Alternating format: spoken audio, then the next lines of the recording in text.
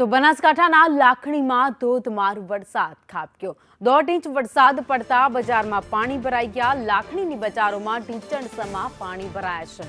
સામાન્ય વરસાદમાં પાણી ભરાતા તંત્રની પોલ ખુલી ગઈ છે। પાણી નિકાલની કોઈ જ વ્યવસ્થા ન હોવાથી લોકો ભારે હાલાકી ભોગવી રહ્યા છે। બનાસકાંઠા જિલ્લામાં ફરી એકવાર વરસાદી માહોલ જામ્યો છે। લાખણી વિસ્તારમાં ધોધમાર વરસાદ ખાબકતા જે નીચાણવાળા વિસ્તારો છે ત્યાં પાણી ભરાઈ ગયા છે।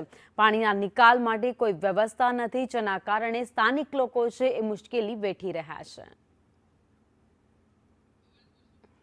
વધુ અપડેટ સાથે સંવાદદાતા ધવલ જોશી અમારી સાથે જોડાઈ ગયા છે। ધવલ, બનાસકાંઠામાં મેઘરાજાની બીજી ઇનિંગ શરૂ થઈ ગઈ છે। લાખણીમાં પાણી ભરાતા લોકો મુશ્કેલીમાં। ભાવિની, ચોક્કસથી જે પ્રકારે બનાસકાંઠા જિલ્લામાં મેઘાનો બીજો રાઉન્ડ શરૂ થયો છે, બીજા રાઉન્ડના મોડી રાતથી જ આ વરસાદની શરૂઆત થઈ છે। જિલ્લામાં ક્યાંક ધોધમાર તો ક્યાંક ધીમી ધારે વરસાદ છે તે થઈ રહ્યો છે। મહત્વની વાત છે કે જિલ્લામાં છેલ્લા 2 કલાકથી ધોધમાર વરસાદને પગલે લાખણીમાં 2 કલાકમાં 1.5 ઇંચ જેટલો વરસાદ ખાબકી ગયો અને આ વરસાદે લાખણીને પાણી કરી દીધું છે। લાખણીના બજારો છે તે બજારોની અંદર ઢીંચણસમા પાણી ભરાતા ત્યારે વેપારીઓ છે તે ક્યાંક ને ક્યાંક મુશ્કેલીમાં મુકાયા છે।